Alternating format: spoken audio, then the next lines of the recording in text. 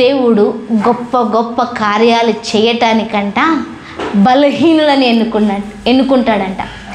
గొప్ప గొప్ప కార్యాలు చేయటానికి దేవుడు బలహీనులను ఎన్నుకుంటాడంట. బలవంతులను కోల్చడానికంట దేవుడు బలం లేని వారిని దేవుడు ఎన్నుకుంటాడంట. జ్ఞానవంతులను సిగ్గుపరచడానికి దేవుడు జ్ఞానహీనుల్ని నిలబెట్టుకుంటాడంట. ఇది ఆయన గొప్పతనం, ఇది ఆయన టాలెంట్, ఇది ఆయన ప్రత్యేకత. ఏంటి ఆయన ప్రత్యేకత? ఇప్పుడు కొన్ని ప్లేసెస్లో చూస్తే వాడి దగ్గర పనితనం ఉంటేనే తీసుకుంటారు, టాలెంట్ ఉంటేనే తీసుకుంటారు, వాడు బలవంతుడైతేనే తీసుకుంటారు, వాళ్ళకి బలంగా ఉంటేనే తీసుకుంటారు, క్వాలిఫికేషన్ ఉంటేనే తీసుకుంటారు. ఇప్పుడు కొన్ని కాలేజెస్లో కొన్ని మార్క్స్ దాటకపోతే తీసుకోరు. ఈ తక్కువ మార్క్స్ మేము అప్రూవ్ చేయమండి, ఎందుకంటే వాడు రేపొద్దుట ఎట్లాగా మాకు పరువు పోతుంది వాడికి తక్కువ మార్క్స్ వస్తే. కానీ దేవుడి దగ్గర అలా కాదు, దేవుడి దగ్గర అలా కాదు. నువ్వు ఎంత హీనుడువైనా, ఎంత నీచ స్థితిలో ఉన్నా, ఎంత విడిచిపెట్టబడిన వాడివైనా, ఎంతగా నిన్ను త్రోసివేసినా, అసలు ప్రపంచమంతా నిన్ను పనికి రావు పని చెయ్యవు, నీ దగ్గర ఏమీ లేదు అన్నా, కానీ దేవుడు మాత్రం అంటాడు నువ్వు పనికొస్తావు, నువ్వు వాడబడతావు, నువ్వు నిలబడతావు. ఎందుకంటే God makes anything as everything. దేవుడు దేన్నైనా కానీ సమస్తంగా చేయగలడు. నథింగ్ని అంటే పనికి రాని వస్తువుని కూడా తీసుకొని దేవుడు పనికొచ్చే విధంగా దేవుడు మార్చడంలో ఆయన గొప్పతనం, ఆయన పనితీరుది, ఆయన పనితీరు. అయితే చైనాలో కొన్ని విలువైన వస్తువులంట, అంటే ఇప్పుడు పురాతనంలో, లేదంటే మా డాడీ గిఫ్ట్ ఇచ్చాడండి ఈ జగ్గు, ఈ మగ్గు, లేదంటే మా అమ్మమ్మ నాకు కప్పు ఇచ్చింది అని కొన్ని పాత వస్తువులు బాగా దాచుకుంటారు కదా, అవి ఇరిగిపోతేనంట వాటిని బంగారంతో అతికిస్తారంట. ఏం చేస్తారు? బంగారంతో. ఇప్పుడు కప్పు ఉంది కదా, మామూలు కప్పే, మనం కాఫీ తాగే పాలు తాగే కప్పే, అది ఇరిగిపోయి ముక్కలు అయితే అయ్యో ఇది మా అమ్మమ్మ ఇచ్చింది, వాళ్ళు ఇచ్చింది, వీళ్ళు ఇచ్చింది, అయ్యో దీన్ని మేము పోగొట్టుకున్నాం, లేదా అట్లా అయింది అని బాధపడాల్సిన అవసరం లేకుండా వాటన్నిటిని బంగారం అతికించి ఆ ముక్కల్ని జేరుస్తారంట. అప్పుడు దాని విలువ మామూలుగా కప్ ఎంత 20 రూపాయలు, లేదంటే ప్రజెంట్ 100 రూపాయలు, 100 రూపాయలు. కానీ మధ్యలో ఏముంది? ఇప్పుడు దాని విలువ ఎంత? వేలల్లో, ఏమో లక్షల్లో కూడా వెళ్ళొచ్చు. ఏమో ఎంత బంగారం పట్టిందో. ఈరోజు నువ్వు కష్టాల చేత, నష్టాల చేత, అవమానాల చేత, బాధల చేత, ప్రతి సమస్య చేత విర్రగొట్టబడి, పగలగొట్టబడి, నాశనం చెయ్యబడి, త్రోసివేయబడి, అవమానింపబడి, ఇక పనిచేయదు పడేసేయండి అంటామే. దేవుడు ఆ స్థితిలో, ఆ టైంలో నిన్ను ఎత్తుకొని ఆయన దైవత్వముతో, ఆయన కృప చేత, ఆయన దయ చేత, ఆయన కనికరం చేత నీకు నీ అవమానాలకి మధ్యలో ఆయన నిలబడి నీ విలువను పెంచుతాడు, నీకు ఘనతనిచ్చేటట్లు చేస్తాడు. ఇప్పుడు నువ్వు ఘనమైన పాత్రవి. దేవుడికి అలా ఇష్టం. ఎక్కువ అవమానాలు పొందావా? బాధపడొద్దు. దేవుడు రేపొద్దుట చాలామంది జీవితాలను బాగు చేయటానికి, అసలు నీ అవమానాల్ని బట్టి అనేక మందిని ఆదరించటానికి దేవుడు గొప్ప కార్యాలు చేయబోతున్నాడు. ఇప్పుడు అవమానాలు పడ్డావు, అదే పరిస్థితిలో మళ్ళీ రాబోతున్న దినాల్లో అదే పరిస్థితిలో, అదే స్థితిలో, లేదంటే ఏ పరిస్థితిని బట్టి డబ్బు లేదని అవమానింపబడ్డావా, బలగం లేదని అవమానింపబడ్డావా, జ్ఞానం లేదని అవమానింపబడ్డావా, అదే స్థితిలో, అదే ప్లేస్లో దేవుడు ఘనతనివ్వబోతున్నాడు. ఈరోజు వాక్యం మనల్ని ధైర్యపరిచేది, వాగ్దానాలను మనల్ని ముందుకి తీసుకెళ్ళేది. దేవుడు గొప్ప గొప్ప కార్యాలు చేయబోతున్నాడు. మనము సంఘంకున్న అధికారాన్ని ప్రాముఖ్యతను మనము మాట్లాడుకుంటున్నాం. గత దినాల్లో యాకోబుని దేవుడు ఎలా ఎన్నుకొని గొప్ప చేశాడో అది మాట్లాడుకున్నాం. అదే కంటిన్యూ చేసుకుందాం. ఆదికాండము 33వ అధ్యాయము, ఆదికాండము 33వ అధ్యాయం మొదటి నుంచి కొన్ని వచనాలు మనం చూద్దాము. యాకోబు కనులెత్తి చూచినప్పుడు యాషావును అతనితో 400 మంది మనుషులను వచ్చుచుండిరి. అప్పుడు అతడు తన పిల్లలను లేయా రాహేలులకును 2 దాసులకును పంచి అప్పగించెను. అతడు ముందర దాసీలను, వారి పిల్లలను, వారి వెనకాల లేయాను ఆమె పిల్లలను, ఆమె వెనకాల రాహేలును యోసేపును ఉంచి తాను మరి ముందర వెళ్ళుచు తన సహోదరుని సమీపించు వరకు 7 మార్లు నేలకు సాగిలపడెను. అప్పుడు యాషావు అతన్ని ఎదుర్కొని పరిగెత్తి అతనిని కౌగలించుకొని అతని మెడ మీద పడి ముద్దు పెట్టుకొనెను. వారిద్దరూ కన్నీరు విడిచిరి. ఇక్కడ ఒక సంఘటన చూసినట్లయితే 32వ అధ్యాయంలో మనం చూస్తాము. అక్కడ పెనుగులాడుతున్నారు. ఎవరితో? 27వ పేజ్ నెంబర్ 27. దేవుడితో పెనుగులాడుతున్నాడు. అయ్యా, నా మామ నన్ను మోసం చేశాడు, నా మామ కొడుకు నన్ను మోసం చేశాడు, 20 సంవత్సరాలు నేను దాసులుగా పాలేర్లుగా అక్కడ నేను పనిచేసి వచ్చాను. నా మామ 10 సార్లు నా జీతాన్ని మార్చాడు. ఎంతో అవమానం నిందకుండా వెళ్ళి వచ్చేటప్పుడు పారిపోయి వచ్చాడు తెలుసా. తన బిడ్డల్ని, తన భార్యల్ని, తన మందల్ని అన్నిటినీ చెప్పి తీసుకురాలే. చెప్తే ఇంకా పంపించడు అనేసి చెప్పకుండా వచ్చేసాడు. ఎట్లా వచ్చేసాడు? పారిపోయి వచ్చేసాడు. ఇప్పుడు వెళ్తే అన్న ఎలా రిసీవ్ చేసుకుంటాడో తెలీదు. ఎందుకంటే అన్నను మోసం చేసి వచ్చాడు కదా. ఎవరు? యాకోబు యాషావుని మోసం చేసి వచ్చాడు కదా. ఇప్పుడు నువ్వు వెళ్ళమంటున్నావు. వెళ్ళిన స్థితిలో నేను ఉంటానో ఉండనో, ఆ ప్రాంతంలో ఇక ఊపిరితో బ్రతుకుతానో బ్రతకనో, కనీసం నన్ను, నా బిడ్డల్ని, నా భార్యల్ని బ్రతకనిస్తాడో లేడో అని యాకోబు భయపడుతూ బెదురుతో చావు భయంతో ప్రార్థన చేస్తున్నాడు. అక్కడ ఏం చేస్తున్నాడు? చావు భయంతో ప్రార్థన చేస్తున్నాడు. దేవుడు దర్శనం కలిగింది. దేవుడు మాట్లాడాడు. ఇజ్రాయేలుగా పేరు మార్చాడు.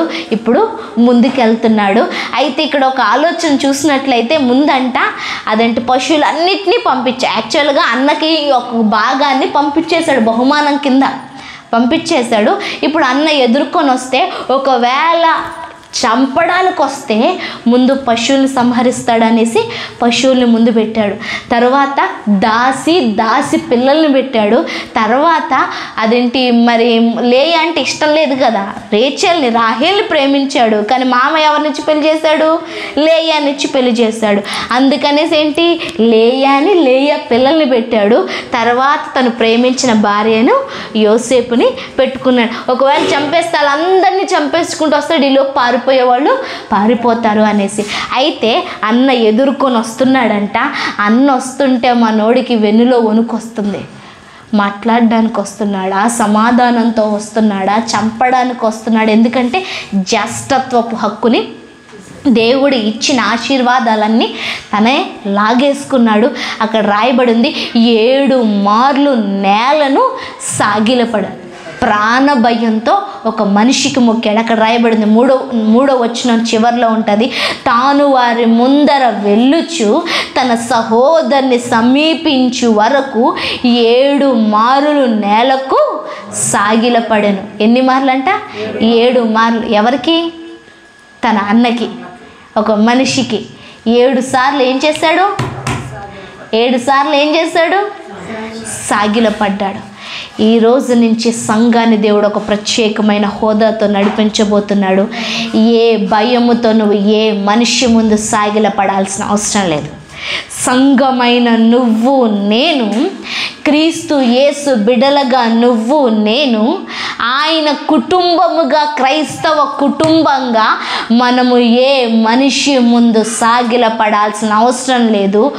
నూతనంగా అంతేంటి, ఇన్ని సంవత్సరాలు కష్టం కోసం, ఉద్యోగం కోసం, ఉద్యోగంలో ఉన్న పరిస్థితిని బట్టి, లేకపోతే డబ్బు కోసం, అప్పు కోసం అనారోగ్యంతో ఉండి ఈ బాధ వల్ల, ఈ కష్టం వల్ల, ఈ జరుగుతున్న ప్రతి దాని వల్ల మనం మనుషుల ముందు సాగిలపడ్డామేమో, లేదంటే రోగం ముందు సాగిలపడ్డామేమో, పరిస్థితుల ముందు సాగిలపడ్డామేమో. ఇక ముందు నుంచి దేవుడు ఏ మనిషి ముందు కానీ, ఏ డబ్బు ముందు కానీ, ఏ బలహీనత ముందు కానీ నిన్ను సాగిలపడనీయకుండా చేయబోతున్నాడు. అంటే నువ్వు దేనికి మొక్కవు, దేనికి దాసుడవు, దాసివి కావు. నువ్వు నీ తండ్రికి వారసుడవు. ఎవరికి? మన తండ్రి ఎవరు? యేసుక్రీస్తు ప్రభు. మన దేవుడు ఎవరు? యేసుక్రీస్తు ప్రభు. ఆయన గొప్పతనం మనల్ని నించొని నడిపించబోతుంది. ఆయన గొప్పగా మనల్ని నడిపించబోతున్నాడు. ఎవరి ముందు తల వంచాల్సిన అవసరం లేదు.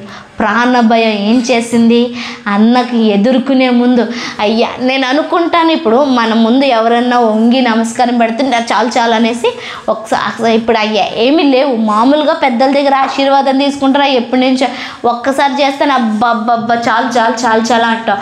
అట్లాంటిది 7 సార్లు అంట. అంటే ఏంటి? అవతలోడు ఏమైపోవాలి? ఇంకా ఒప్పేసుకోవాలి. అవతలోడు ఏమైపోవాలా? ఇంకా క్షమించేయాలి. అవతలోడు ఏం చేయాలా? ఇంకా దీవించాలా. అందుకని 7 ఇంకా చెప్పాలంటే బ్రతిన్లాడే జీవితం. ఏం జీవితం? బ్రతిన్లాడే, ప్లీజ్ నన్ను బ్రతకనివ్వ. నువ్వు ఇక ఎవరి ముందు నన్ను బ్రతకనియ్యి, నాకు ప్రాణాన్ని ఇయ్యి, లేకపోతే నన్ను చంపొద్దు అని ఎవరిని బ్రతిమాలాల్సిన అవసరం లేదు. దేవుడు నిన్ను సజీవుడిగా నడిపించబోతున్నాడు, సాక్ష్యాలతో నడిపించబోతున్నాడు. ఏ రోగము నన్ను కృంగదీయదు. ఏ బలహీనత నన్ను చంపే హక్కు కానీ అధికారం ఎవరికి ఇవ్వలేదు. చాలాసార్లు యోబు జీవితాన్ని చూసి కష్టాలు దేవుడిచ్చాడు అనేసి చాలాసార్లు మనం బాధపడుతూ ఉంటాం. ఇంకా దేవుడు ఇచ్చాడులే, ఇంకా దేవుడు ఇచ్చాడు, దేవుడు తీసుకున్నాడు, అట్లాంటి డైలాగ్స్ ఇంకా మన జీవితంలో ఉండవు. దేవుడు మనల్ని అనేక మందికి దేవుణ్ణి చూపించే వ్యక్తులము గనక, మనము దేవుడు సాక్షులము గనక ఒకరి ముందు సాగిలపడే, బ్రతిమిలాడే జీవితాన్ని మనకి ఇవ్వట్లేదు. ఇవన్నీ కూడా సంఘానికి ఇచ్చే ధన్యత. ఈ కమ్మింగ్ డేస్లో సంఘాన్ని, సార్వత్రిక సంఘాన్ని, దేవుడు క్రైస్తవ బిడ్డలైన మనల్ని నడిపించబోతున్నాడు. ఇక మనం ఎవరిని బ్రతిమలాడం, ఇంకా ఎవరిని ప్రాణ భయంతో కానీ, లేకపోతే ప్రాణం ఇవ్వండి, ప్రాణం పొయ్యండి, బ్రతికితే చాలు అని మన ఎవరి దగ్గర కానీ ప్రాణాలు గురించి బ్రతిమలాడాల్సిన అవసరం లేదు. చాలా చోట్ల హాస్పిటల్స్లో చూస్తాం, డాక్టరే దేవుళ్ళ కనపడతాడు. డాక్టరే, అయ్యా మీరే బ్రతికించాలయ్యా, మీరే చెయ్యాలయ్యా, ఇక నీ జీవితంలో చరిత్రలో డాక్టర్ దగ్గర నిలబడి ప్రాణాలు పొయ్యండి అయ్యా, ప్రాణాలు రక్షించండి అయ్యా, ఇక మీరే బ్రతికించండి అయ్యా అన్న నోటి మాట మన జీవితంలో కానీ, మన కుటుంబంలో కానీ, మన బిడ్డల్ని బట్టి కానీ, మన తల్లిదండ్రులను బట్టి కానీ దేవుడు ఈ మాటను రానివ్వకుండా నడిపించబోతున్నాడు. మనం ఏ డాక్టర్ దగ్గర ప్రాణం పొయ్యండి అని అడగాల్సిన అవసరం లేదు. ఆరోగ్యముతో, దీర్ఘ ఆయుష్తో దేవుడు మనల్ని నడిపించబోతున్నాడు. మనం అనేక మంది ముందు నిలబడి దేవుడిని బ్రతిమలాడబోతున్నాం. ప్రభువా ఈ బిడ్డకు ఆయుష్యం దయచే, ప్రభువా ఆ వెంటిలేటర్ మీద ఉన్న బిడ్డను బయటికి తీసుకురా, ప్రభువా హాస్పిటల్ ఐసీయూలో ఉన్న బిడ్డను స్వస్థపరచు, ప్రభువా ఈ బలహీనంగా చచ్చే స్థితిలో ఉన్నవాడిని లేవనెత్తు. ఇక నుంచి మరణానికి నేను ఆజ్ఞ ఇవ్వబోతున్నాం. మీరు వింటారు, చూడండి. ఇక్కడి నుంచి చచ్చినోళ్ళు లేపబడ్డారు, చచ్చినోళ్ళు బ్రతికారు, చచ్చినోళ్ళు లేపబడ్డారు. హాస్పిటల్లో చచ్చిపోయాడంట, కానీ ఏమైందో తెలీదు. ఇదిగో ప్రార్థన చేస్తే ఆయన లెగిచొచ్చాడంట, ప్రార్థన చేస్తే లెగిచొచ్చాడంట అన్న మాటలను మనము వినబోతున్నాము. అట్లాంటి గొప్ప కార్యాలు చేయబోతున్నాయి. ఇంకో విషయం చెప్పనా, సంఘం ప్రార్థన చేస్తుంటే చాలామంది లేపబడబోతున్నారు. చాలామంది ఎట్లాగైతే లాజరు చనిపోయి తిరిగి లేపబడ్డాడో ఆ విధంగా మనము లేపుతున్నాం అనేక మందిని. లాజర్ని యేసయ్య మాట లేపింది. ఈరోజు నుంచి నా మాట గురించి చాలామంది ఎదురు చూస్తున్నారు. నువ్వు మాట్లాడితే చాలామంది లేపబడబోతున్నారు. చచ్చే స్థితిలోంచి లేపబడబోతున్నారు. బలహీనమైన స్థితిలోంచి లేపబడబోతున్నారు. నిజంగా ఆ డిప్రెషన్లో, ఆ బాధలో, ఆ కష్టంలో, ఆ నష్టాల్లోంచి సంఘం అనేక మందిని పైకి లేవనెత్తబోతుంది. సంఘం నన్ను దేవుడు అలా వాడుకోబోతున్నాడు. ఎట్లాగా? యేసయ్య ఎట్లాగైతే లాజరు బయటికి రా అంటే చావును గెలిచి ఎట్లాగైతే బయటకు వచ్చాడో అలాగ నేను ఆ శబ్దం అవ్వబోతున్నా. నేను చెప్తున్నా, ధైర్యంగా ప్రకటించండి. ఎవరన్నా పలానా కష్టం అని నీకు చెప్తే భయపడొద్దు. ఎవరన్నా పలానా కష్టం అని చెప్తే మీరు ఆందోళన చెందొద్దు. ఎవరన్నా పలానా కష్టం అంటే అయ్యయ్యో పాపం అని అస్సలు అనొద్దు. ఒక్కటే మాట చెప్పు, దేవుడు నిన్ను ఆ కష్టాల్లోంచి బయటికి తీసుకొస్తున్నాడు. నిన్ను ఆ నష్టాల్లోంచి బయటికి తీసుకొస్తున్నాడు. దేవుడు నిన్ను బాగు చేస్తున్నాడు. దేవుడు నిన్ను హెచ్చిస్తున్నాడు. దేవుడు నిన్ను దీవిస్తున్నాడు అన్న మాటే రావాలి. కానీ అయ్యయ్యో పాపం, అయ్యయ్యో పాపం, మా పాస్టర్ అమ్మకు చెప్తానని కూడా చెప్పొద్దు. అర్థమవుతుందా? నువ్వు నీ నోట్లోంచి వచ్చే మాట గొప్ప కార్యాలు చేయబోతుంది. నువ్వు ఎవరికి సాగిలపడవు, నువ్వు ఎవరిని బ్రతిమలాడవు. నిన్ను నమ్ముకున్న వాళ్ళు, నీ మీద ఆధారపడిన వాళ్ళు కూడా ఎవరి ముందు సాగిలపడరు, దేని ముందు కూడా సాగిలపడరు. దేవుడు అలాంటి గొప్ప గొప్ప కార్యాలు చేయబోతున్నాడు. అక్కడ ఇంకా ముందుకు మనం చూసినట్లయితే యాషావంట వచ్చి హత్తుకొని కౌగలించుకొని ముద్దు పెట్టుకొని మెడ మీద పడి ఏడ్చాడంట. ఏం చేశాడు? మెడ మీద పడి కన్నీరు విడిచి ఏడ్చాడు. యాక్చువల్గా ఒక కఠినాత్ముడు, యాక్చువల్గా తమ్ముడిని ఎప్పుడు చంపుదామా అని ఎదురు చూస్తున్న వ్యక్తి ఇప్పుడు ఏమైపోయింది? మనసు మారిపోయింది. ఎందుకు మనసు మారిందో తెలుసా? ఎందుకు మనసు మారిందా? చెప్తాను, ముందుకెళ్దాము, అప్పుడు మీకు అర్థమవుతుంది ఎందుకు మారిందో. యేషావు కనులెత్తి ఆ స్త్రీలను, పిల్లలను చూచి, వీరు నీకేమి కావాలనని అడిగినందుకు అతడు, వీరు దేవుడు నీ సేవకునికి దయచేసిన పిల్లలే అని చెప్పెను. అప్పుడు ఆ దాసీలను వారి పిల్లలను దగ్గరకు వచ్చి సాగిలపడిరి. లేయాయు ఆమె పిల్లలను దగ్గరకు వచ్చి సాగిలపడిరి. ఆ తరువాత యోసేపును, రాహేలును దగ్గరకు వచ్చి సాగిలపడిరి. యాషావు నాకు ఎదురుగా వచ్చిన గుంపంతయు ఎందుకని అడుగగా అతడు, నా ప్రభువు కటాక్షము నా మీద వచ్చుటకే అని చెప్పాను. అప్పుడు యేషావు, సహోదరుడా, నాకు కావాల్సినంత ఉన్నది, నీది నీవే ఉంచుకొనమని చెప్పాను.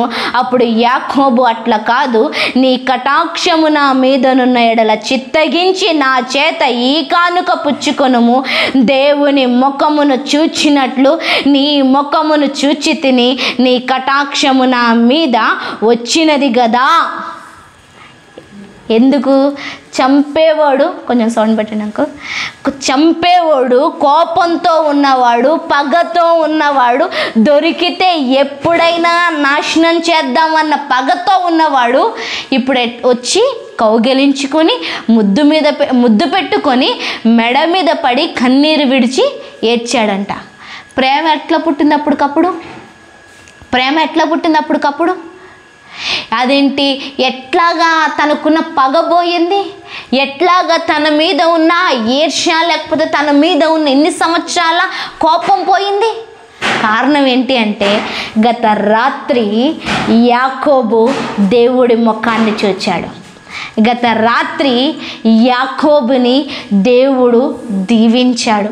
గత రాత్రి యాకోబుతో దేవుడు అంటున్న మాట, ఇక నువ్వు యాకోబువు కాదు, నువ్వు ఇశ్రాయేలు.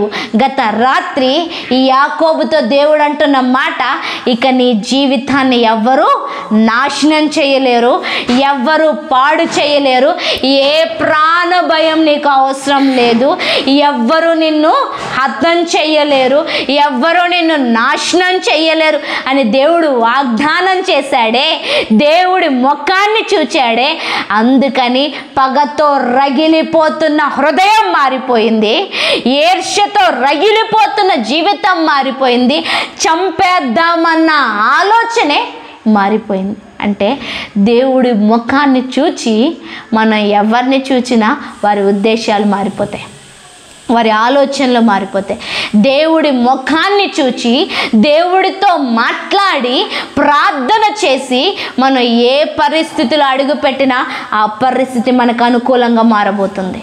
దేవుడి ముఖ దర్శనం చేసి మనం అసాధ్యమైన స్థితిలో నిలబడు, అది సాధ్యపరచబడబోతుంది. దేవుడి ముఖ దర్శనం చేసి శత్రువు ముందులో నిలబడు, నీకు అక్కడ భోజనాన్ని సిద్ధపరచబోతున్నాడు దేవుడు. నువ్వు దేవుడి ముఖాన్ని చూసి కష్టమైన వ్యాపారంలో నిలబడు, దేవుడు దీవెన ఇవ్వబోతున్నాడు. మనం దేవుడి ముఖాన్ని చూడకుండా, అసలు దేవుడితో మాట్లాడకుండా, ప్రార్థన చేయకుండా ఎక్కడ నిలబడిన ప్రయోజనం కాదండి, అంతా నష్టమే. అందుకే ఈరోజు యాకోబు మన ముందు ఒక ఉదాహరణగా ఉన్నాడు. ఏంటి అంటే, అందరు ముఖాలు చూచే ముందు ఎవరి ముఖం చూడాలా? దేవుడి ముఖాన్ని చూడాలా. ఎవరి ముఖం చూడాలా? దేవుడి ముఖాన్ని అందరితో మాట్లాడే ముందు ఎవరితో మాట్లాడాలా? దేవునితో మాట్లాడు. ఒక మనిషిని బ్రతిమలాడడానికి సిగ్గుపడి దేవుడిని బ్రతిమలాడడం మొదలుపెట్టు, దేవుడు గొప్ప కార్యాలు చేయబోతున్నాడు. ఆ ఎదుట మనిషి ఎట్లాంటి కఠినస్తుడైనా కానీ దేవుడు గొప్ప కార్యాలు చేయబోతున్నాడు. అది మనం చూడబోతున్నాం. అయితే అక్కడున్న పశువులన్నిటినీ, ఆ గుంపన్నిటినీ, ఆ జనం అంతటిని చూసి ఏసావు అడుగుతున్నాడంట, ఎవరు వీళ్ళందరూ, ఏంటిదంతా అని అడిగితే యాకోబు అంటున్నాడంట, దేవుడు నీ దాసుడునైనా నాకు ఇచ్చిన భార్యా బిడ్డలు. అంటే మనోడు షాక్ అయిపోయాడు. ఊరినాయను ఒక్కడు వెళ్ళావు కదా, 4 భార్యలు, 12 మంది పిల్లలు, ఈ జనసంచారం ఏంటి, మళ్ళీ దాసీలు, అది కాకుండా మళ్ళీ పశువులు, ఏంటి దీవెన అంటే యాషావు కూడా అర్థమైపోయింది యాకోబుతో ఎవరున్నారని. ఈ రోజు నుంచి నీ కుటుంబ ఎదుగుదలని, నీ ఎదుగుదలని, నువ్వు నడిచే మార్గాన్ని, నీ నోటి మాటను బట్టి, నీ క్రియలను బట్టి, నీ ఫలితాన్ని బట్టి మనుషులు చూసి చెప్పబోతున్నారు, నీతో దేవుడు ఉన్నాడని. ఇది అడగండి చాలు. ఏదో అడగొద్దు. ప్రభువా నువ్వు నాతో రా, నువ్వు నాతో ఉండు. ఆల్రెడీ దేవుడు మనలో ఉన్నాడండి, ఇది సత్యం. ఎక్కడున్నాడు దేవుడు? పరిశుద్ధాత్ముడు మనలో ఉన్నాడు, ఇది సత్యం. మనలో ఉన్న దేవుణ్ణి మాటికి అడుగు, నువ్వు మాట్లాడు.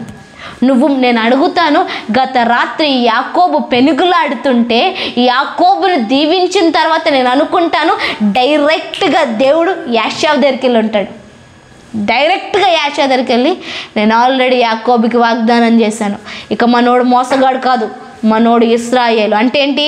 దేవుడు ముఖాన్ని చూచినోడు, అంటే దేవుడితో పెనుగులాడినోడు. నేను దీవించేశాను, నువ్వు మా ఓడిమి చేయడానికి వెళ్ళలేదు అంటే వార్నింగ్ ఇస్తున్నాడు. ఏంటి?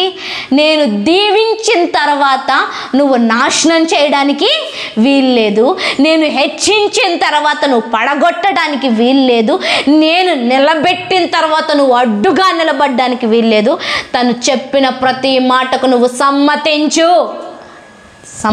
నేను అదే అనుకుంటున్నాను. రాత్రి యాషావుకి ఏదో వార్నింగే వచ్చి ఉంటుంది, గట్టి వార్నింగే వచ్చి ఉంటుంది. అందుకు పగతో ఉన్న మనోడికి భయం కలిగింది. చంపేద్దాము అన్న ఆలోచనతో ఉన్న యాషావుకి ఏమైంది? యాకోబు మీద ప్రేమ పుట్టింది. మళ్ళీ ఒక మాట చెప్తున్నాను, నీ శత్రువులను దేవుడు మిత్రులుగా మార్చబోతున్నాడు.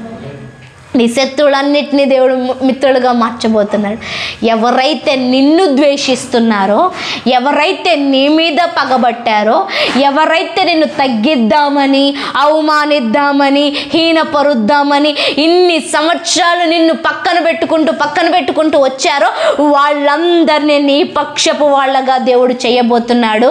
వాళ్ళందరిలో దేవుడు నీకు ప్రేమను పుట్టించబోతున్నాడు, నీ మీద వారికి ప్రేమను పుట్టించబోతున్నాడు. ఇక వారికి నీకు విందు భోజనమే ఉంది. ఏ శత్రువు లేకుండా. అసలు గొప్పతనం ఏంటి తెలుసా? జీవితంలో మనకున్న ఆశీర్వాదం ఏంటి తెలుసా? శత్రువు అనేవాడు లేకపోవడం, పగవారు అనేదే లేకపోవడం దేవుడు ఇది చేయబోతున్నాడు. ఈ సంవత్సరం నుంచి సంఘాన్ని దేవుడు ఇలా నడిపించబోతున్నాడు. మనం అనుకుంటాం కదా చాలాసార్లు సౌలు లాంటి వాళ్ళు ఎంతోమంది లెగిశారు, వాళ్ళందరినీ దేవుడు పౌలులాగా మార్చుకున్నాడు. వాళ్ళందరినీ దేవుడు పౌలుగా మార్చుకున్నాడు. రేడియోలో ఆర్ఆర్కే మూర్తి గారి వాక్యం వచ్చేది, మీరు విన్నారో లేదో. చిన్నప్పుడు రేడియోలో మా తాతయ్య పెట్టేవారనమాట. ఇన్ని గంటలకని వినే ఉంటారు. ఆర్ఆర్కే మూర్తి గారు ఆయన ఒక బ్రాహ్మణుడు, నిష్ట కలిగిన బ్రాహ్మణ కుటుంబం. అయితే మరి ఎట్లాగా ఆయనకి యేసు ప్రభు తెలిసిందో అర్థం కాలేదు, కానీ చాలా పగతో ఉన్నాడంట, రగిలిపోతున్నాడంట. ఏంట్రా ఈ మతం, ఏంట్రా ఈ మాటలు, ఏంట్రా ఈ పాటలు, సరే ఏదో చేద్దాం, తెగించేద్దాం. అంత గొప్పవాడు ఇంత గొప్పవాడు అంటున్నారు కదా యేసయ్య, ఆ గొప్పోడు పనోడుతనం ఏంటో చూద్దాము. సరే బైబిల్లో ఉన్న తప్పులన్నీ నేను ముద్రించి అందరికీ చూపించి నేను హేళన చేస్తాను, ఎగతాళి చేస్తాను, అవమానిస్తాను, నలుగురు ముందు ఆ యేసే పరువేంటో తీసేస్తాను అనేసి బైబిల్ ఓపెన్ చేశాడంట. బైబిల్ తెచ్చుకొని చదివాడంట. అందరి ముందు యేసై పరువు తీసేద్దాం, అందరితో ఆ యేసై తప్పులు ఎతుకుదాం అనేసి బైబిల్ ఓపెన్ చేస్తే ఆ బైబిల్లో ఆయన తప్పులు కనిపించాయంట, ఆయన హీన స్థితి కనిపించిందంట, ఆయన జీవితం ఎంత దరిద్రంగా ఉందో అది కనిపించిందంట. దాంతో మారిపోయాడు. నిజంగా ప్రపంచంలో చాలా గొప్ప సేవ చేశాడండి ఆర్ఆర్కే మూర్తి గారు. ఎన్నో రేడియో సువార్తను ప్రకటించిందే ఆయన, ఆర్ఆర్కే మూర్తి గారు. అందుకే రేడియో అంటే ఆయన పేరు నిలిచిపోతుంది. ఆయన పేరు చెప్తే రేడియో ఎందుకు అంటే ఒక ముద్ర స్టాంపు. ఈరోజు దేవుడు నిన్ను నన్ను అలా ముద్రించబోతున్నాడు. ఏ శత్రువు లేకుండా చేయబోతున్నారు. ఎవరైనా క్రైస్తవత్వానికి, క్రైస్తవుడికి వీడు క్రైస్తవుడా, వీడితో మాట్లాడొద్దురా, క్రైస్తవుడురా, సేవ చెయ్యొద్దురా, చర్చిరా అని ఎగ్నిస్ట్గా ఉంటే అస్సలు బాధపడొద్దు. దేవుడు వాళ్ళనే మార్చబోతున్నాడు, దేవుడు వాళ్ళనే తీసుకురాబోతున్నాడు, దేవుడు వాళ్ళ తప్పులే వాళ్ళకు చూపించబోతున్నాడు.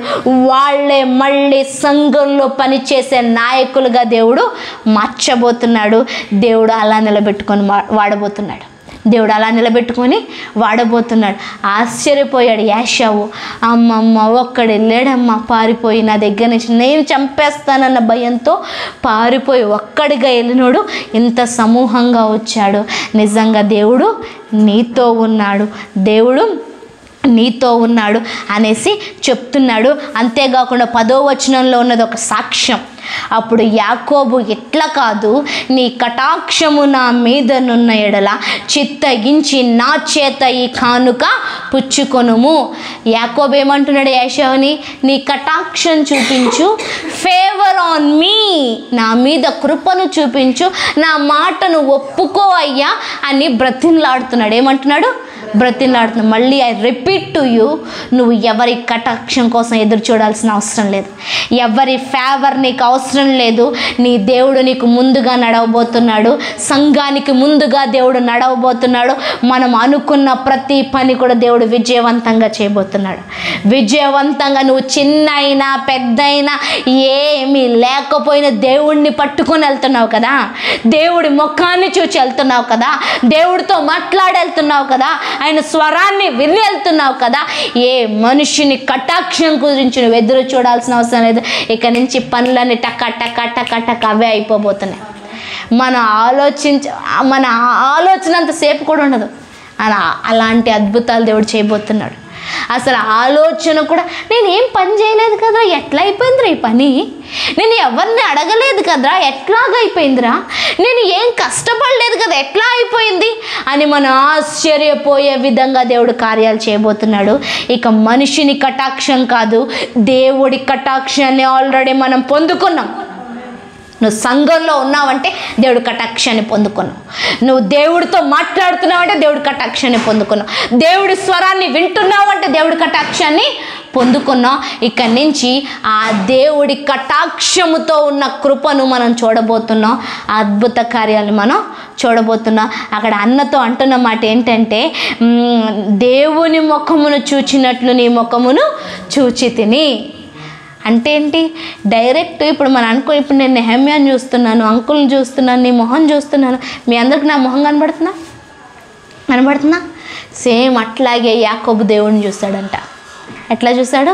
ఒక మనిషిని చూసినట్లు దేవుడిని చూచాడంట. దానికి అర్థం ఏంటి తెలుసా? నీ ముఖం చూపించేంత వరకు నేను నీ కాళ్ళు వదలను అనేసి కాళ్ళు వదలలే, పట్టేసుకున్నాడు. అక్కడ 32వ అధ్యాయంలో ఉంటే చదవండి కావస్తే. నువ్వు నన్ను దీవించేంత వరకు నేను నిన్ను వదలను. యాక్చువల్గా అక్కడ గాడ్ ఆఫ్ ఏంజల్ అని రాయబడి ఉంటుంది, దేవుని దూత, the Angel of the lord. అయితే చాలా ట్రాన్స్లేషన్లో రాయబడి ఉంటుంది అది ఎవరో కాదు, యేసయ్య. ఎవరో కాదు, యేసయ్య. ఎవరో కాదు. పాత నిబంధనలో చాలా చోట్ల the Angel of the lord అని రాయబడి ఉంటే అది యేసయ్య. అది యేసయ్య. మికాయేలు లేకపోతే గాబ్రియేలు దూత అది వేరే, పేరు మెన్షన్ చేయబడి ఉంటే అది దూతే. కానీ the Angel of the lord అని పేరు లేకుండా ఉంటే అది నిజంగా యేసయ్య. అంటే ఎవరు పాదాలు పట్టేసుకున్నాడు గత రాత్రి? యాకోబు యేసయ్య పాదాలు పట్టుకొని ఆయన ముఖాన్ని డైరెక్ట్గా చూచేసి దీవెన పొందుకున్నాడు. ఇప్పుడు ఎవరి మొహం చూడాలి నువ్వు? ఎవరి మొహం చూడాలా? యేసయ్య ముఖం. ఎవరిలాగా? డైరెక్ట్గా ఒక మనిషి ముఖాన్ని ఎట్లాగైతే యాకోబు చూచానని చెప్తున్నాడో, నీ ముఖాన్ని చూసినట్లు రాత్రి నేను దేవుడి ముఖాన్ని చూచానన్నా. ఈ సాక్ష్యం చెప్తున్నామా మనం? నిజంగా నేను అంటున్నాను, జీవితంలో ఈ సాక్ష్యం చెప్పుకొని మనం చచ్చిపోవాలి. దేవుడు ముఖాన్ని చూచాను, దేవుడిని చూచాను, దేవుడు నా ముందు ఉన్నాడు, దేవుడి కార్యం చేయటం నేను చూచాను. ప్రతి విషయంలో ఈ సాక్ష్యం ఉంటే నిజంగా మనం క్రైస్తవులం. పేరు పెట్టుకోవడం కాదు, దేవుడిని చూడగలగాల, దేవుడి స్వరాన్ని వినగలగాల. ఇక్కడి నుంచి మనం అలా చేయబోతున్నాం. దేవుడి ముఖ దర్శనాన్ని మనం చూడబోతున్నాం. దేవుడి ముఖ దర్శనం మనం చేయబోతున్నాం. దేవుడి దర్శనంతో మనం ముందుకెళ్ళబోతున్నాం. మన శత్రువు మనకి మిత్రుడిగా కాబోతున్నాడు. అక్కడ రాయబడి ఉంది. అప్పుడు అన్న అంటున్నాడు, సరే ఓకే నీ సాక్ష్యాన్ని చూశాను, దేవుడు నేను ఎలా దీవించాడో చూశాను, నాతో రాత్రి మాట్లాడిన వార్నింగ్లు అన్నీ అయిపోయాయి, సరే మన ఇద్దరం వెళ్దాం రా అంటే, లేదన్నా మేమంతా చాలా ప్రయాణం చేసి వచ్చాము, మేము వస్తాంలే, నువ్వు ముందు వెళ్ళిపోయి అనేసి అన్నను పంపించేశాడు. అన్నను పంపించేసిన తర్వాత లాస్ట్ వచనంలో ఉంటుంది, నేను అనుకుంటున్నాను 17వ వచనం నుంచి మనం చదువుదాం. అప్పుడు యాకోబు సుక్కోతునకు ప్రయాణం అయిపోయి తాను ఒక ఇల్లు కట్టించుకొని తన పశువులకును పాకలు వేయించెను. అందుచేత ఆ చోటికి సుక్కోతు అని పేరు పెట్టబడెను. సుక్కోతు ఫుట్నోట్లో అక్కడ రాయబడింది పాకలు అని రాయబడింది. అట్లా యాకోబు పద్దనారాములో నుండి వచ్చిన తరువాత కనాను దేశంలో ఉన్న షెకెము ఊరికి సురక్షితముగా వచ్చి ఆ ఊరి ముందర తన గుడారము వేసెను. మరియు అతడు తన గుడారము వేసిన పొలము యొక్క భాగమును షెకెము తండ్రి అయిన హోమెరు కుమారుల యొద్ద 100 వరహాలకు కొని అక్కడ ఒక బలిపీఠమును కట్టించి దానికి ఎల్ ఎలోహేయి ఇజ్రాయేలు అని పేరు పెట్టెను. ఏంటంట? అన్య దేశం నుంచి వచ్చాడు ఆయన మనోడు, అక్కడ ఇల్లును స్థిరపరుచుకున్నాడు, తన పశువులకు పాకలేశాడు. అంటే ప్రశ్నించేవాడు లేడు, వ్యతిరేకించేవాడు లేడు, ఎక్కడి నుంచో ఇక్కడికి వచ్చావేంద్ర అనేవాడు లేడు. అంతేకాకుండా అక్కడ క్షేమంగా పద్దనారాము నుంచి సుక్కోతుకు వచ్చాడంట. అక్కడ రాయబడింది షెకెము అని ఊరు. షెకెము అని ఊరు యాక్చువల్గా ఇది పాలస్తీనా ప్లేస్లో ఉంది. ఏంటి? ప్రజెంట్ పాలస్తీనా ప్లేస్లో ఉంది. పద్దనారాము ఎక్కడికో పారిపోయి ఇప్పుడు మళ్ళీ అదే ప్లేస్కి వచ్చి అక్కడ ఏం కట్టాడంట? బలిపీఠమును కట్టాడంట. ఏం కట్టాడు? బలిపీఠమును కట్టాడు. అంటే ఏంటి? దేవుణ్ణి ప్రతిష్ఠ చేశాడు. ఇది దేవుడు దీవించిన స్థలం, ఇది దేవుడు నన్ను హెచ్చించిన స్థలం, ఇక్కడ దేవుడు మళ్ళీ నన్ను బ్రతికించిన స్థలం, నా శత్రువు నాకు మిత్రుడైన స్థలం, నాకు శత్రువులే లేకుండా చేసిన స్థలం అని అక్కడ బలిపీఠాన్ని కట్టాడు. ఇక నువ్వు నేను చేయాల్సిన పని అది ఏంటి? బలిపీఠాన్ని కట్టడం. బలిపీఠం అంటే ఏంటో కాదు, ఒక రాయిని నిలిపేసి దానికి బలిపీఠం అని పేరు పెట్టాడు. అంతేకాకుండా అక్కడ రాయబడి ఉంటుంది ఎల్ ఎలోహేయి ఇజ్రాయేల్ అని రాయబడింది. అంటే దానికి అర్థం ఏంటంటే God, the God of Israel. కింద రాయబడింది ఇజ్రాయేలీల దేవుడే దేవుడు. ఈరోజు నుంచి మనం అలా సాక్ష్యం చెప్పబోతున్నాం. మనం సాక్ష్యపు పేర్లు పెట్టబోతున్నాం. సాక్ష్యపు పేర్లు పెట్టబోతున్నాం. మన పిల్లలకు సాక్ష్యపు పేర్లు పెట్టబోతున్నాం. అక్కడ బ్రతికి వచ్చాడు కాబట్టి, అన్న చంపలేదు కాబట్టి బలిపీఠాన్ని కట్టి ఇజ్రాయేలీల దేవుడే దేవుడు అని ఎల్ ఎలోహోయి అని పేరు పెట్టాడు. అలాగా మనం అనేకమైన పేర్లు మన ఇంటికి, మన గదులకి, మన పరిస్థితులకి, మన జీవితాలకి, ప్రతి దానికి పేరు పెట్టబోతున్నాము. ప్రతి విషయంలో పేరు పెట్టబోతున్నాము. దేవుడు అలా గొప్ప కార్యాలు చేయబోతున్నాడు. అలా గొప్ప కార్యాలు చేయబోతున్నాడు. నోటి నిండా నవ్వును పుట్టించబోతున్నాడు. నోటి నిండా సంతోషాన్ని, ఆనందాన్ని వెదజల్లింపజేయబోతున్నాడు. మనము బలిపీఠాలు కట్టబోతున్నాం. ఇక నుంచి నువ్వు నేను అడుగుపెట్టే ప్రతి ఇల్లు కూడా బలిపీఠమే, ప్రార్థన ఇల్లే. నువ్వు నేను నడిచి వెళ్ళే ప్రతి వీధి ఉందే, అది సువార్త కోసం దేవుడు సాధనంగా వాడబోతున్నాడు. నువ్వు నేను నడిచి ప్రయాణం చేస్తూ వెళ్తున్నామే వీధులు, అవన్నీ కూడా రేపు రాబోయే దినాల్లో ఉజ్జీవన్లో అంతా సువార్తే, అంతా క్రైస్తవులే. దేవుడు అలా మార్చబోతున్నాడు. ఎందుకంటే ఎల్ ఎలోహోయి, ఇశ్రాయేలీల దేవుడే దేవుడు. ఈరోజు నేను చెప్పబోతున్నాం, నా దేవుడే దేవుడు, నా దేవుడే గొప్పవాడు. ఆ మాటకు అర్థం ఏంటంటే ఆల్మైటీ, సర్వశక్తుడు అంటే ఏంటి? తన శక్తి అంతటితో, తన బలమంతటితో ఏ కార్యాలైనా చెయ్యగలిగిన దేవుణ్ణి నేను సేవిస్తున్నాను. తన శక్తి అంతటితో, తన బలమంతటితో నా జీవితాన్ని, రోత అయిన నా జీవితాన్ని, పాతదైన నా జీవితాన్ని, బెదిరిపోయే నా జీవితాన్ని, భయపడుతున్న నా జీవితాన్ని, ఒకరి కింద దాసులుగా ఉన్న నా జీవితాన్ని సర్వశక్తి చేత నిలబెట్టుకున్నాడే ఆ దేవుడు అని అర్థం. ఆ దేవుడని ఎంతో పనికి రాని జీవితాన్ని ఈరోజు ప్రత్యేకపరిచే గొప్పవాడు మన దేవుడు. ఈరోజు దేవుడు ప్రత్యేకమైన వారిగా మనల్ని నిలబెట్టబోతున్నాడు. తలగా మనల్ని నిలబెట్టబోతున్నాడు. దేవుడి కటాక్షం కలిగిన బిడ్డలుగా దేవుడు మనల్ని నిలబెట్టబోతున్నాడు. దేవుడు హెచ్చించిన బిడ్డలుగా దేవుడు మనల్ని నిలబెట్టబోతున్నాడు. మనం ఆ సాక్ష్యాన్ని చెప్పబోతున్నాం. ఇక్కడి నుంచి బలిపీఠాలు కట్టడమే. వెళ్ళిన ప్రతి ఇంట్లో ప్రార్థన చేయి. జస్ట్ నిన్ను విజిట్కే, లేదంటే ఆరోగ్యం బాగాలేదనే ఎవరికో చూడడానికి ఒక నిమిషం కాముగా ఉండి కూర్చొని ప్రార్థన చేయి. బయటికి చేయాల్సిన అవసరం లేదు. నీ మనసులో ప్రార్థన చేయి. అక్కడ నువ్వు బలిపీఠాన్ని కట్టినట్టే అక్కడ గొప్ప కార్యాలు చేయబోతున్నాడు. ఏదైనా షాప్కి కానీ, ఏదైనా వీధికి కానీ, ఏదో కిరాణా షాప్కి వెళ్ళినా కానీ మనసులో ఒక్కసారి యేసయ్య ప్రార్థన చేస్తున్నాను, ఇక్కడ నీ కార్యం చేయి, చాలు. దేవుడు గొప్ప కార్యాలు చేయబోతున్నాడు. చాలామంది ఉన్నారు మన చుట్టుపక్కల, నాశనం అయిపోతున్నారు, కష్టంలో, నష్టంలో ఉన్నారు. వారందరి జీవితాలను మనం లేవనెత్తబోతున్నాం. వారందరికీ మనం సాక్ష్యాన్ని చూపడుతున్నాం. అంటే చాలామంది ఆ మార్గం గుండా వెళ్ళిన వాళ్ళు, ఏంటా రాయి, ఏంటారా, అయ్యో యాకోబు గారు బలిపీఠం ఎందుకు కట్టారు? రే నీకు తెలీదా? ఇదే మార్గం నుండి పారిపోయి వెళ్ళాడురా, ఇదే మార్గంలో ఒక్కడై వెళ్ళాడురా. కానీ ఈరోజు ప్రపంచాన్ని శాసించేవాడిగా మార్చబడ్డాడురా, ప్రపంచానికి దీవెనకరంగా ఉన్నాడురా. అసలు దేవుడే పేరు పెట్టాడంట్రా బాబు. ఎవరు పెట్టారు పేరు? దేవుడే పేరు పెట్టాడంట. అంటే ఇంకా ఆ వ్యక్తికి ఎదురే లేకుండా దేవుడు చెయ్యబోతున్నాడంట. అది దానికి గుర్తు. ఈరోజు నీకు ప్రతి సాక్ష్యానికి ఒక గుర్తు ఉండబోతుంది. ప్రతి పరిస్థితికి కూడా ఒక గుర్తు ఉండబోతుంది. నువ్వు ఆ విషయాన్ని చూపించి సాక్ష్యం చెప్పబోతున్నావు. నువ్వు ఆ విషయాన్ని చెప్పి సాక్ష్యం చెప్పబోతున్నావు. ఆ విషయాన్ని చూపించి సాక్ష్యం చెప్పబోతున్నావు. ప్రార్థన చేసుకుందాం. దేవా మీకు వందనాలు, సర్వశక్తి మంతుడా వందనాలు తండ్రి, సర్వాధికారి నీకు వందనాలు అయ్యా. యాకోబు జీవితంలో నువ్వు ఎంతవరకు చెయ్యాలో అంతవరకు చేసావు తండ్రి. ఇట్ ఈజ్ అన్ లిమిట్, ఎందుకంటే అది పాత నిబంధన, కొంతవరకే. మొక్క దర్శనం ఒక్కసారి 2 సార్లు దర్శనం అంతే తండ్రి.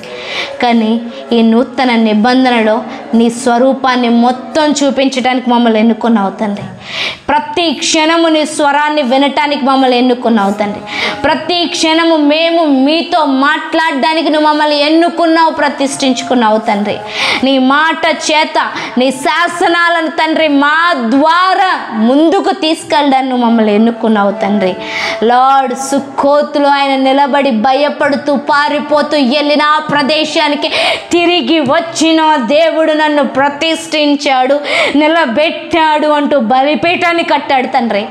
ఇక్కడి నుంచి భయపడే సందర్భాలు లేకుండా చేయబోతున్నందుకు వందనాలు.